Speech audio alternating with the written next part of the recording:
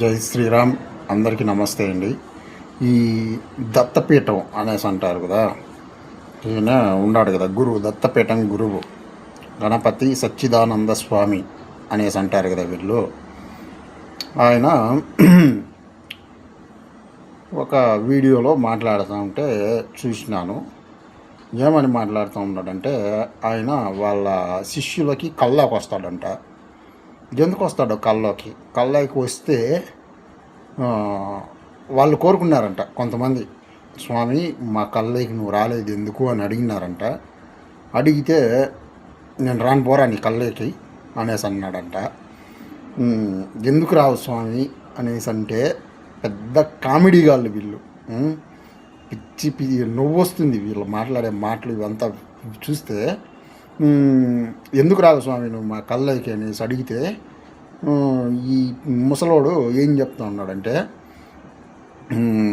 నువ్వు నీ లోపలంతా మురికిగా ఉందిరా నీ మనసులో, అందుకే నేను నీ మనసులోకి రాను, నువ్వు నీ కళ్ళకి గుండె నేను రాను.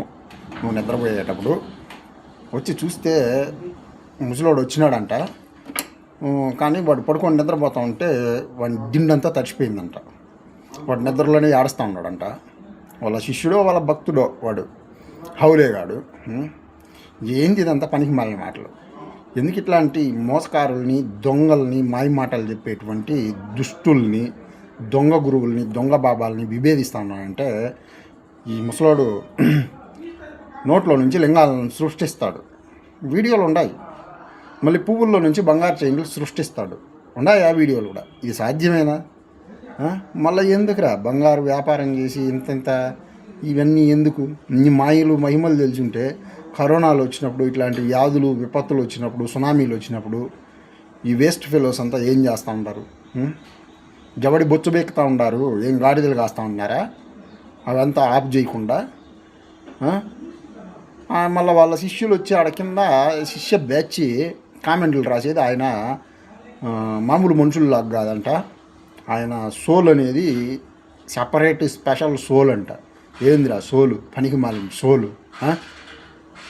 జనాలను ఎందుకు ఏమారిస్తూ ఉంటారు ఈ విధంగా? మాయలు మహిమలు అనేసి, లేనిపోనివి చేసి, కథలు చేసి అనేసి కాంట్రించి మొహాల్లో ఉమ్మతా ఉండేది. అందుకే ఇంకన్నా తెలుసుకోండి పిచ్చి జనాలు, ఇట్లాంటి వెర్రిబాగుల మాయల్లో పడద్దండి. భక్తి అంటే వేరే ఉంది, దైవం అంటే వేరే ఉంది. సరేనా? ఇవన్నీ కాదు, వ్యక్తి భజనలు కాదు, అది విషయం.